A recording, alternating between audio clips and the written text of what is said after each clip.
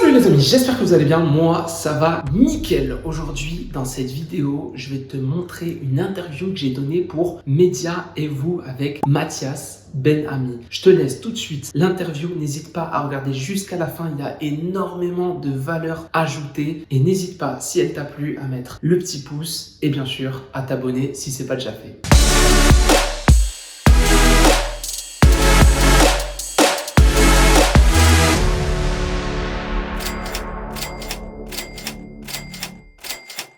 Tout le monde, j'espère que vous allez bien. On se retrouve aujourd'hui pour une nouvelle interview face à face où j'aurai le plaisir de recevoir Yasser le patron. Salut Yasser. Salut. Alors Yasser, il est entrepreneur, il gère plusieurs business dont on va parler dans cet entretien. Il fait également des vidéos sur YouTube et sur les réseaux sociaux. Son objectif, c'est d'inspirer un maximum de personnes. Il jongle donc entre l'entrepreneuriat et le développement personnel. Est-ce que tu peux te présenter ? Il n'y a pas de souci, ben moi c'est Yasser, alias Yasser le patron sur YouTube et sur Instagram. Voilà, mon but à moi c'est d'inspirer le maximum de personnes. Je suis un entrepreneur et je suis passionné d'entrepreneuriat, business en ligne, comment gagner de l'argent sur Internet et gagner ta liberté financière et géographique. Est-ce qu'à l'âge de 18 ans, tu avais le même mindset, tu avais le même état d'esprit ou pas ? En fait, non, à 18 ans, j'avais pas du tout. En fait, j'avais cet état d'esprit d'entrepreneur, mais je savais pas ce que c'était l'entrepreneuriat. Donc, j'ai appris au fur et à mesure des années à savoir ce qu'est un entrepreneur et finalement à me définir et pas à me laisser définir par les autres. Et parle-nous un peu de ton parcours scolaire. J'ai un parcours scolaire plutôt chaotique parce qu'il se trouve que voilà, je suis issu d'une famille très modeste. C'est ce qu'on dit pour pas dire la Hesse. Une famille nombreuse puisqu'on est 6 frères et sœurs et je suis l'aîné et en face il fallait aussi ramener de l'argent parce qu'il n'y avait pas beaucoup d'argent, donc à côté du lycée je travaillais notamment dans le ménage ou livreur de pizza aussi et du coup un parcours scolaire assez chaotique. J'étais jamais le dernier mais j'étais jamais le premier non plus. J'avais entre 7 et 9 et d'ailleurs je suis allé jusqu'au bac et bac que je n'ai pas eu forcément parce que je travaillais à côté du lycée. Donc parcours scolaire chaotique plutôt. Parce que le bac, tu l'as passé à quel âge ? Le bac, j'ai redoublé 2 fois, donc le bac je l'ai passé à 20 ans. Et du coup non mais Et je l'ai pas eu. Non mais c'est pas grave, non mais il y en a qui passent leur bac à 40 ans, 50 ans en candidat libre. Tu veux me rassurer genre? T'as le temps. T'inquiète pas, j'en ai pas besoin. T'as tout le temps. Ouais, t'as pas... De toute façon, on va en parler de l'aspect scolaire. Tu rencontres ta femme Romaïssa, alias Mademoiselle Coaching, à l'âge de 23 ans. Ouais, c'est elle qui te fait prendre conscience du potentiel que tu as quant à l'entrepreneuriat. Est-ce que tu peux nous parler un peu de cette découverte ? C'est ça. Alors déjà, avant de la rencontrer, j'étais cet entrepreneur ambitieux, déterminé, avec des idées plein la tête. J'achetais des casques Beats by Dre ou des Air Jordan sur AliExpress pour les revendre au collège ou au lycée, mais je ne savais pas ce qu'était vraiment l'entrepreneuriat. J'étais un entrepreneur, j'avais ce mindset, cet état d'esprit d'entrepreneur, mais je ne savais pas ce que c'était vraiment un entrepreneur et l'entrepreneuriat. Et grâce à ma femme, donc qui elle-même a son grand frère qui est entrepreneur, et il se trouve que je ressemble beaucoup à son grand frère. Voilà, on a des traits de personnalité qui se ressemblent, et du coup, c'est elle qui m'a fait découvrir en fait la définition de l'entrepreneur. Et là, j'ai appris à me définir en tant qu'entrepreneur. J'étais entrepreneur, mais je ne savais pas ce que c'était en fait. Et là, j'ai appris à me définir. On n'apprend pas ça à l'école. Donc grâce à ça, vraiment j'ai appris à me définir, à voir que je n'étais pas tout seul, que il n'y avait pas que moi dans ce monde, dans ce monde d'autodiscipline et d'ambition. Et du coup, c'est comme ça que j'ai appris à me définir en tant qu'entrepreneur. Et donc suite à cette découverte, tu lances ton premier business qui est des livraisons de repas, c'est ça ? C'est ça, en fait mon premier business c'est restaurant, raclette et fondue savoyarde en livraison. Donc voilà, tu pouvais te faire livrer un plateau de raclette, c'était ça mon concept. Étant donné que j'avais fait de la livraison de pizza, du coup c'était surtout ça que je connaissais. Tu avais acquis des compétences. J'avais de l'expérience, on va dire, dans la livraison. Et du coup, j'ai fait mon premier projet. Donc j'avais un fournisseur de fromage raclette local et tout. Ça a duré 9 mois. C'était difficile dans le sens où un business physique, ça prend énormément de temps et ça te demande énormément de sacrifices.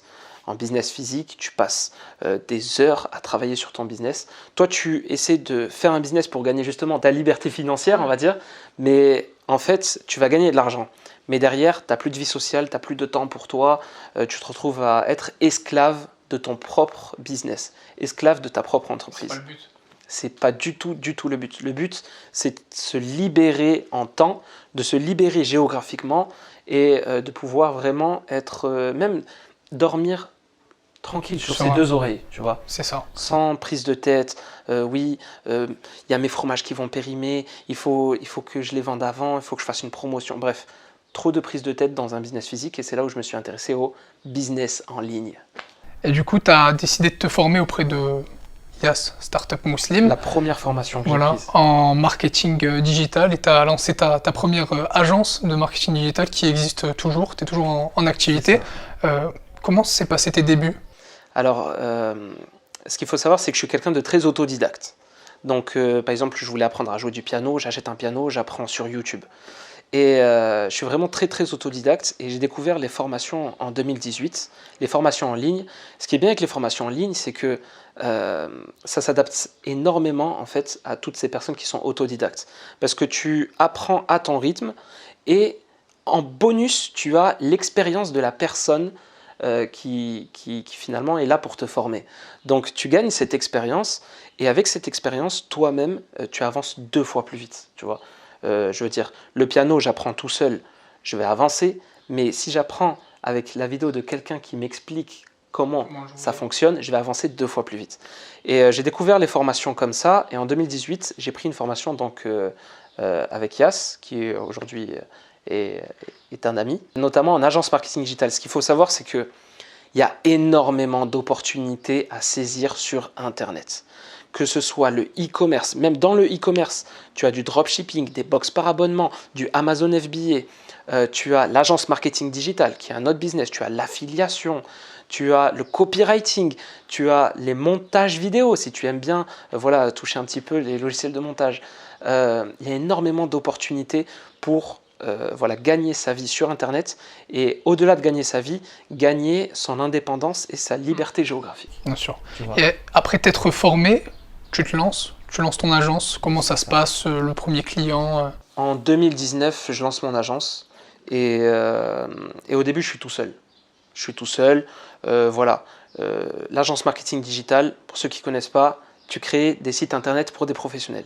Donc un salon de coiffure, une petite pizzeria, la pizzeria du coin, et voilà, tu présentes tes prestations. Eux n'ont pas la compétence. Ils n'ont pas la compétence pour créer un site internet. Mais du coup, ils n'ont pas de visibilité digitale. Donc toi, ce que tu leur proposes, c'est ta compétence. Voilà. Moi, je suis compétent, je crée un site pour ton business, et du coup, tu n'es pas visible uniquement sur ta rue, tu es visible aussi sur Internet. Google Maps, voilà, et tous les canaux publicitaires qui existent sur Internet.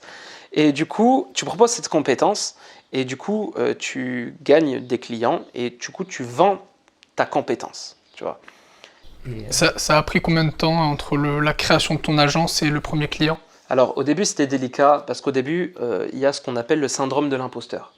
Syndrome de l'imposteur, je sais que derrière moi, voilà, il y a d'autres agences qui ont 3000 employés, ça fait des années qui font des sites internet pour les professionnels. Juste, le syndrome de l'imposteur, pour rappeler un peu ce que c'est le fait de se sentir illégitime de faire son activité, etc. C'est ça. Et du coup, moi je suis là, je vois des personnes qui font, voilà, des entreprises qui font des millions de chiffres d'affaires et qui sont beaucoup plus légitimes que moi à faire un site internet. Parce qu'ils ont fait des études, etc. Exactement, c'est ça. De codage. C'est ça. Et du coup, je me retrouve avec mon premier client. J'ai du mal à vendre moi-même mes prestations. Vendre ses prestations, c'est se vendre soi-même. Parce que finalement, le client, il doit me faire confiance. Donc je dois lui inspirer confiance. Au-delà de là, je ne dois même pas lui inspirer confiance. Je dois lui montrer que j'ai confiance en mes compétences. Et c'est même pas lui montrer, c'est je dois moi-même avoir confiance en mes compétences. C'est ça le syndrome de l'imposteur. Tu n'as pas confiance en tes propres compétences. Et du coup, tu te retrouves à dévaluer tes propres compétences. Forcément, si tu dévalues tes compétences, forcément, ton client, il ira chez la concurrence. Et quelles sont les qualités primaires qu'il faut avoir pour être un entrepreneur? Comment on sait qu'on est entrepreneur? Je pense que c'est délicat. C'est délicat parce que Soit il y a un proche autour de toi qui est entrepreneur, et du coup tu te retrouves bien parce que vous avez le même mindset, vous avez le même état d'esprit. Soit ça va être sur le temps. Malheureusement, il y a des gens qui découvrent qu'ils sont entrepreneurs, mais à 50 ans, ou voilà, un peu tard, quoi. Et je pense que tu découvres que tu es entrepreneur soit quand tu trouves des similitudes avec quelqu'un qui a le même état d'esprit que toi, soit quelqu'un qui reconnaît ton état d'esprit et qui va venir te voir pour te dire écoute, je pense que tu devrais regarder telle vidéo ou telle vidéo, une vidéo qui va expliquer que voilà, l'état d'esprit d'entrepreneur, c'est ça. En fait, une vidéo qui va permettre à la personne de se définir comme étant la personne qu'elle est depuis le début, quoi. On en avait un peu discuté. La meilleure période pour investir sur soi et même dans des business, etc., c'est quand on est jeune, quand on n'a pas forcément de responsabilités, de charges, etc. Est-ce que tu peux nous parler un peu de ça? Ouais. Alors pour moi, il n'y a pas vraiment de meilleure période pour se lancer. À vrai dire, parce que si je dis la meilleure période, c'est le plus jeune possible, ça veut dire que ceux qui sont plus jeunes, ils vont dire j'ai loupé le coche. Ouais. En réalité, même si tu as 50 ans, 60 ans, regarde, le colonel Sanders, c'est le créateur du KFC. Mais à 65 ans, il a créé le KFC. Avant ça, il avait créé d'autres projets qui n'ont pas fonctionné, jusqu'à arriver, jusqu'à 65 ans, à faire du porte-à-porte pour faire goûter sa recette du poulet frit. Tu vois ce que je veux dire? Donc, il n'y a pas vraiment d'âge pour se lancer. Ce que je veux surtout dire, c'est que tout le monde ne peut pas être entrepreneur, mais tout le monde devrait essayer d'entreprendre. Voilà, ça c'est vraiment, pour moi, tout le monde devrait essayer d'entreprendre. Si c'est ton truc, super. Si c'est pas ton truc, c'est pas grave. Au moins, tu as essayé, tu vois. Bien sûr, plus tu es jeune, mieux c'est parce que tu n'as pas de charge. Quand tu es jeune, tu es chez tes parents, tu n'as pas de charge, tu as du temps et tu n'as pas de charge. Donc, tu n'as pas grand-chose à perdre. Tu vois ce que je veux dire? Et quand tu es plus vieux, voilà, tu as des enfants, tu as des charges, tu as moins de temps, tu es plus limité. Donc, tu peux pas trop te permettre d'aller à gauche, à droite, tu vois. Donc, s'il faut essayer, bien sûr, c'est plus jeune. Mais si tu as passé l'âge de plus jeune, essaye quand même. Il y a un sujet que j'aimerais aborder. Par exemple, une personne souhaite entreprendre, etc. Il y a plein de business, comme tu nous l'as expliqué, physique comme en ligne. Et il y a ce syndrome-là de l'objet brillant. Est-ce que tu peux nous donner quelques conseils pour essayer de se focaliser sur un business et de ne pas se perdre? Ouais. Ce qu'on appelle le syndrome de l'objet brillant, si tu veux, c'est que, comme moi, quand je me suis lancé dans le business en ligne, il y a plein d'opportunités en ligne. E-commerce, dans l'e-commerce, tu as plein d'autres opportunités, Amazon FBA, dropshipping, box par abonnement, tu as l'agence marketing digital, tu as l'affiliation, tu as l'infoprenariat. Et en fait, quand tu rentres dans ce monde-là, tu te dis, j'ai envie de tout faire. J'ai envie de tout faire. Et tu as plein de projets en tête et tu as envie de faire tous les projets en même temps. C'est ça le syndrome de l'objet brillant. C'est typiquement ça. C'est en gros, tu vas vouloir tout faire. Et à vouloir tout faire, tu fais rien du tout. Ça veut dire que y a une expression connue, c'est à vouloir courir après 2 lévriers, tu n'en attrapes aucun. Et la clé, c'est le focus. Quand tu te focuses sur un projet, un objectif, c'est là où tu as le plus de chances de l'atteindre et surtout, c'est là où tu vas être le meilleur dans ton domaine. Et une fois que tu as atteint ton objectif, tu passes au suivant, au deuxième projet, deuxième objectif. Tu as une méthode pour pallier à ce syndrome? Il faut faire ce que tu aimes. Ça veut dire qu'il faut faire quelque chose que tu aimes. À un moment donné, si tu fais quelque chose que tu n'aimes pas, tu ne vas pas durer sur le temps. C'est juste pour l'argent. Celui qui fait un projet pour l'argent, il part sur une mauvaise base. Il part sur une mauvaise base pour moi. Tu dois faire un projet sur la base de quelque chose qui te plaît, sur la base de quelque chose que tu aimes. La conséquence de la persévérance de ton travail sur ton projet, c'est l'argent. L'argent, c'est une conséquence de ton travail, tu vois. C'est juste une conséquence. Ce qui importe le plus, c'est ton travail. Mais ton travail, il doit se faire dans une période donnée. Et cette période donnée, c'est la persévérance qui nourrit ça. Si tu n'es pas persévérant, il n'y aura pas de conséquence. La conséquence, c'est l'argent, tu vois. Mais pour être persévérant, il faut faire ce que tu aimes.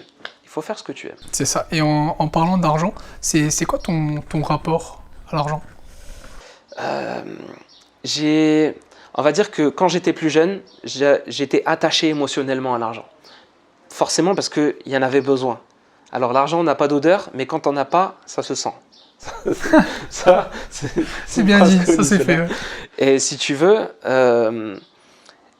quand on a besoin, mais du coup, tu deviens émotionnellement attaché à l'argent. Et au fur et à mesure que tu en gagnes, en fait, tu as l'impression que l'argent va résoudre tes problèmes et que tu n'auras plus de problèmes. Et en gros, le succès apporte le bonheur. La réalité, c'est que tu vas d'abord chercher le bonheur et c'est le bonheur qui va apporter le succès. En fait, encore une fois, l'argent, c'est une conséquence. C'est une conséquence de ton succès. Mais ton succès, c'est une conséquence de ton bonheur. Souvent, les gens attendent le succès pour avoir le bonheur, c'est l'inverse. On peut voir sur tes différents réseaux que tu voyages beaucoup, tu vas en Thaïlande, à Bali, à Dubaï, etc.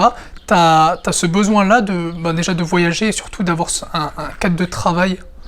C'est ça. En fait, ce qui m'importait le plus, c'est surtout la liberté géographique. Cette liberté géographique, pour moi, c'était super important. Depuis que je suis tout petit, je veux m'expatrier en Australie, en Nouvelle-Zélande, au Canada. Mais voilà, je ne bougeais pas de chez moi. Pendant des années, je ne bougeais pas de chez moi. Ouais. Et là, le business en ligne, littéralement, tu peux travailler de n'importe où tant que tu as un PC, une connexion Internet. Voilà. Un PC, une prise et une connexion Internet. Parce que sans prise, il te faut une bonne batterie sinon. Mais tu as l'électricité, tu as ton PC, tu as une connexion Internet. Tu peux littéralement travailler de n'importe où grâce aux opportunités qu'offre Internet. Et ça, c'est juste génial parce qu'avec ma femme, on a pu passer plusieurs mois aux Émirats, plusieurs mois dans le sud de l'Europe, au Portugal, en Espagne. Plusieurs mois aussi en Asie, en Thaïlande, en Malaisie, en Indonésie. Et sur ma chaîne, d'ailleurs, je fais des vidéos de comment s'expatrier dans ces pays-là grâce à l'expérience que j'ai eue. Mais pour moi, c'est super important parce que je pense qu'on est né sur Terre, mais on n'est pas né pour vivre, naître dans une ville, vivre dans cette ville et mourir dans cette ville. On est né pour découvrir cette planète. C'est ça. Et en parlant de découverte, qu'est-ce que ça t'a apporté de voyager? Hormis le fait de travailler sur tes business, etc., est-ce que tu as pu t'ouvrir? Ouais. C'est extrêmement inspirant de voyager. Pour moi, le voyage, c'est pas une dépense, c'est un investissement. Quand tu payes 1 000 € ton billet pour aller à l'autre bout du monde, t'as pas perdu 1 000 €, tu as investi 1 000 €. Parce que quand tu reviens de cette expérience, que ce soit en Indonésie ou en Inde ou aux États-Unis ou même au Kenya, quand tu reviens avec une expérience incroyable. Tu as rencontré un peuple, tu as rencontré un état d'esprit, tu as rencontré une culture et ça fait changer ton mindset. C'est ça. Ça le fait, au-delà de changer, en fait, ton mindset, il évolue. Et ton mindset, il a besoin de cette évolution pour être inspiré, motivé et pour toi-même évoluer dans tes projets. Combien de fois je reviens d'un pays et j'ai une idée de business et je la mets en place, tu vois ce que je veux dire? Donc, un voyage, c'est un investissement et je te recommande d'investir à fond dans les voyages. Comment tu as fait pour mettre en place ce processus de confiance en soi et d'estime de soi? Est-ce que tu as des méthodes que tu as mises en place ou... C'est vrai que quand j'étais plus jeune, j'avais pas du tout confiance en moi parce que j'étais pas bon à l'école, j'étais un petit peu la tâche de la famille, celui qui a pas trop d'avenir, celui qui fait des ménages, livreur de pizza. Mais la réalité, c'est que quand tu t'écoutes, c'est-à-dire que tu vas apprendre à te définir, à dire je suis comme ça, comme ça, comme ça, et je suis fait pour ça, pour ça, pour ça. Si tu te laisses définir par les autres, c'est les autres qui vont te dire voilà, toi tu es comme ça, comme ça, comme ça, et tu vas pas pouvoir exprimer ton plein potentiel. On a tous un potentiel en soi qui demande juste à s'exprimer. Si tu te définis mal, ou si les autres te définissent comme quelqu'un que tu n'es pas, tu vas pas pouvoir t'exprimer totalement et du coup, tu vas être dans ce manque de confiance. Quand tu sais qui tu es ou quand tu as appris à connaître qui tu es, parce que forcément, il y a des gens qui te ressemblent, il y a des gens qui ont le même état d'esprit que toi, il y a des gens qui pensent comme toi et ces gens-là, ils se retrouvent tous dans le cercle de l'entrepreneuriat ou dans le cercle des passionnés de musique ou des passionnés de peinture. Et dès que tu t'es défini dans ce cercle-là, tu te dis ok, je suis comme ça. Et là, tu gagnes confiance en toi parce que tu dis, ça c'est moi. Il n'y a personne qui me fera changer d'avis. C'est magnifique. C'est magnifique. Non, vraiment, c'est inspirant. Moi, je le dis depuis qu'on se connaît, c'est vraiment quelqu'un d'inspirant et qui continuera d'inspirer, je l'espère, Merci. le maximum de personnes. Yasser, quels sont tes futurs projets dans les prochains mois? Bah déjà, je vais continuer à travailler sur mes business en ligne. Parce qu'aujourd'hui, voilà, le but, ça va être d'automatiser, de créer une équipe, d'embaucher des gens, que ce soit des monteurs vidéo, des copywriters. D'ailleurs, si tu es intéressé, tu me rejoins sur Instagram, Yasser le patron, tu me laisses un message, il n'y a pas de souci, je réponds à tous les messages. Et puis voilà, on va continuer d'évoluer dans nos projets, essayer de scaler, faire ce que j'aime le plus, c'est-à-dire t'inspirer, toi, jeune entrepreneur, t'inspirer au maximum pour que tu puisses atteindre tes objectifs et que tu puisses atteindre ce que tout le monde pense impossible, c'est-à-dire cette liberté pour prendre soin de ses proches, être plus souvent avec ses proches, fonder une famille, ça aussi, au-delà du business, ça aussi c'est un projet et c'est important. Et c'est même plus important que l'argent pour moi. C'est ça, mais avoir du temps pour sa famille, mais avoir du temps aussi pour soi. Exactement. Pour ses activités, pour ses passions. Je trouve que c'est super important. On va passer à la dernière partie, la partie conseils. Comme d'habitude, Yasser, quel conseil, un ou plusieurs conseils, tu donnerais à un jeune de 18 ans, voilà, ne sachant pas quoi faire dans la vie, il est perdu, même ça se trouve scolairement parlant, il est pas bon. Enfin, c'est pas qu'il est pas bon, mais il est pas intéressé. Ouais. Le conseil que je donnerais, c'est que déjà, il suit son cursus scolaire. Parce que même si l'école ne s'adapte pas à tout le monde, parce qu'elle n'a pas été faite pour tout le monde, elle reste importante pour apprendre les bases.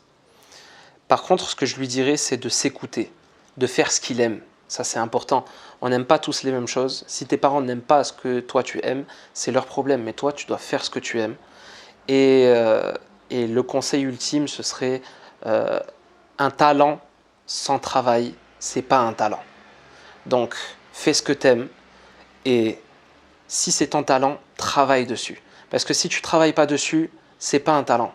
Merci Yasser pour le temps que tu as accordé à cet entretien. Merci beaucoup. On te suivra à travers tes réseaux sociaux, à travers ta chaîne YouTube.